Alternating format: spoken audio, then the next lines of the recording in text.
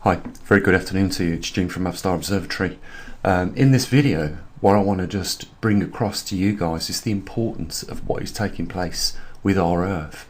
But before we do, as usual, I just want to say a big thank you to the few people that are, helping support our efforts here in trying not just to get the word out, but also study this current magnetic reversal that our Earth's going through. So, yeah, let's talk about one of the biggest mistakes that is being made by humankind at the political level globally with our governments.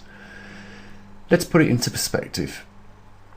There is a lot of hype, as you know, with regards to climate change on the basis that CO2, man-made CO2, has changed the climate on our planet, and if we don't do something about it, we've heard the pressure groups like Extinction Rebellion talking about this, and I actually believe that Extinction Rebellion is funded by the government and probably managed by MI5 or something like that. I really do believe that, because they just don't answer the facts with regards to CO2.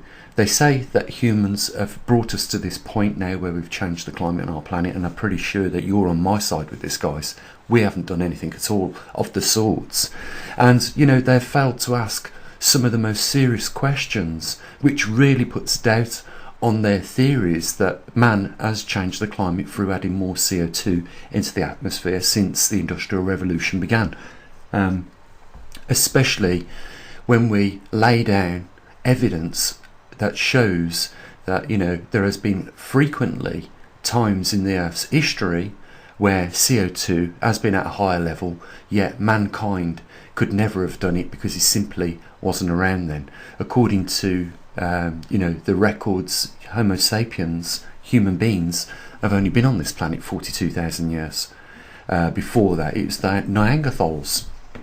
And the point is that there is a historical record that shows that CO2 has gone up and above the levels of which it's at right now, and therefore the question must be asked is, what was it that drove it up to those levels? This is just the processes of our planet and what happens, and we can't argue one way or the other. Well, what we can't do is deny the historical evidence of CO2 being at the levels that it has. But these governments are aware of something more serious that could happen to our planet. And, NASA have made this clear, NOAA have made it clear, the European Space Agency obviously know about it because of the recent in the recent years, they've put the Swarm mission together and put that up into space to monitor the magnetosphere and the mechanics of magnetism within our planet. Yeah, they know the risks involved. They know that our planet is going through a magnetic reversal, and yet they have not made any improvisions to my knowledge or what I know about whatsoever.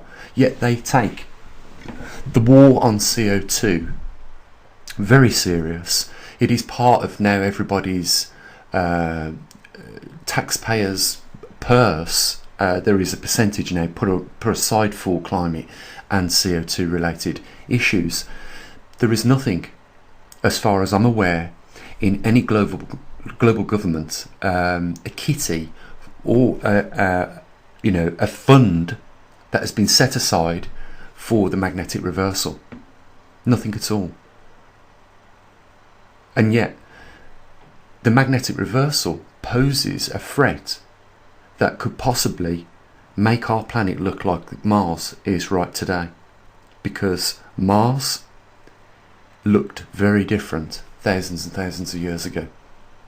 It had an atmosphere, it had oceans, we know it had rivers because we've seen the terraform scars of the dried riverbeds, which must have been flowing for thousands of years to carve these scars or like veins on Mars' surface. And today we still don't know whether there was at some point life on there. But I would suggest that if there was liquid water on that surface at some point and it had a protective magnetosphere, well, there are in their own two rights two good reasons to say that life probably was on Mars at some level. We don't know whether it was bacterial level or if it was, you know, in a sophisticated form of, you know, a simple animal or something like that. We just don't know. But it lost its magnetosphere and its core activity ceased to exist. And we know that because there were volcanoes that were active on Mars, you know, many 100,000 years ago. And today there isn't. And the reason why I'm concerned about this is because we know in our own solar system this has happened. And this is our neighbouring planet. And, you know, the things that Mars had, we do have today, as well as an abundance of life across all the ranges. And we are faced with an issue which I think should be, you know, more commonly aware of. I mean, there's 98% of the people don't even know that our Earth is going through a magnetic reversal, and the awareness needs to be created in order for the governments to start doing something about it. And I'm going to get to the serious aspects of this in a bit, and how vulnerable, you know, we are. It's not just about losing our atmosphere, because, you know, this magnetic reversal is behaving completely different to all the other ones that we've ever had, and that means we're in a new ball game. This isn't, you know, the ordinary reversals that we've had before. This one is delayed by 500,000 years, and there is a reason for that, and we need to figure out why that is. Because if our core is solidifying, and that geodynamo that creates our magnetosphere ceases to come back after it collapses the next time during a reversal, then our planet's doomed. There's no easier way to put it. It is finished, kaput. Life will die on this earth. All life.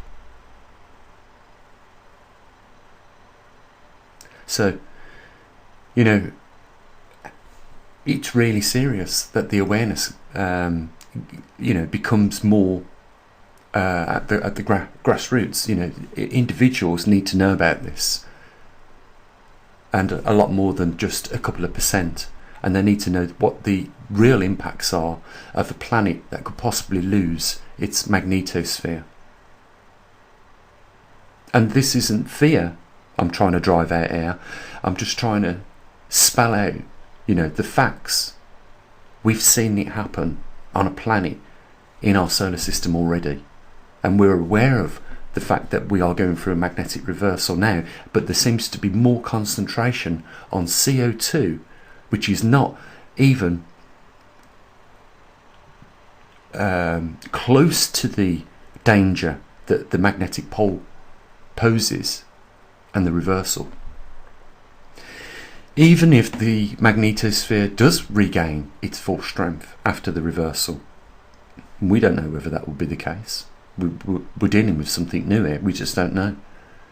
But even if it does, the cancer rates are going to increase.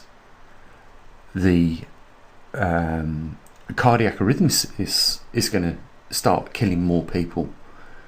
And if we are really unlucky and we are well overdue a CME of a moderate level hitting the Earth whilst the magnetosphere is down, then it's going to take out the grids.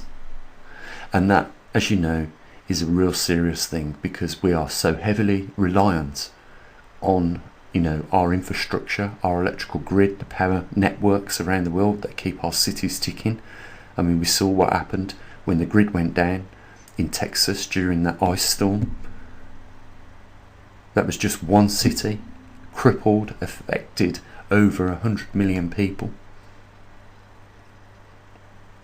So our governments haven't even put away or started to, you know, have a surplus supply of these transformers, or, you know, attempted to, you know, strengthen the grid against, you know, a possible CME wave hitting the Earth.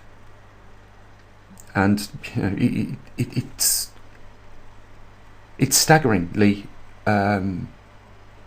I just got no better word than to use crazy, what has happened and how much they have neglected, this anomaly that is taking place that we're all living with right now. We're so far, at this rate we need another 1,000 years on this channel to get the awareness out to a level. We're so way behind. If we've got to try and educate 92% of the world's population, then how do we do that in a short space of time? And then how do we get the governments on board such a serious matter? There don't need to be tens of millions of pounds spent to protect human continuity. There needs to be billions of pounds spent, and that needs to be start spending right now. These governments need to start investing in this right now, because otherwise, what they sacrifice is everything.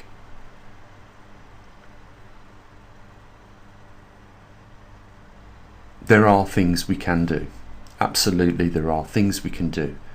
And if we'd have invested, a lot more science into this, we probably could have even protected ourselves with an artificial magnetosphere.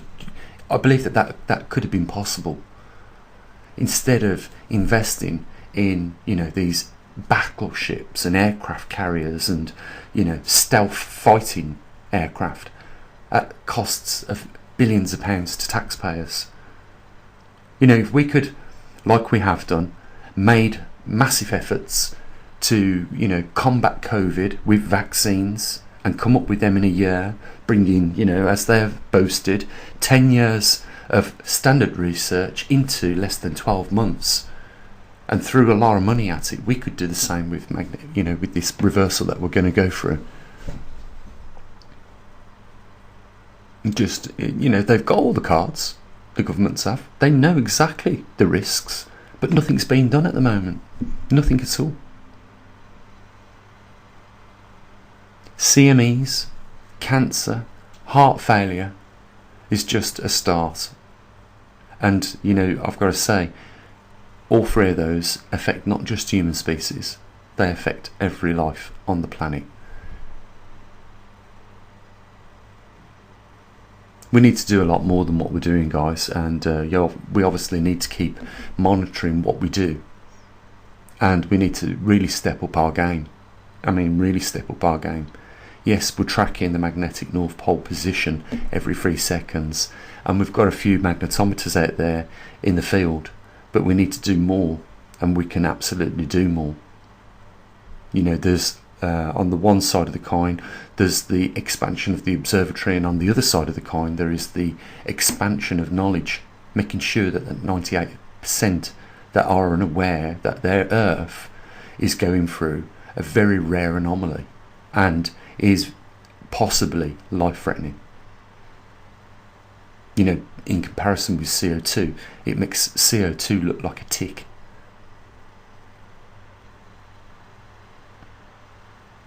Guys, there's a link down there if you want to help support what we're doing, and I really hope that you do see the value in what we're trying to do here. And we can only do it if we all start working together, and that starts with raising some funds. Enjoy the rest of your day, take care of your loved ones, and as always, bye for now.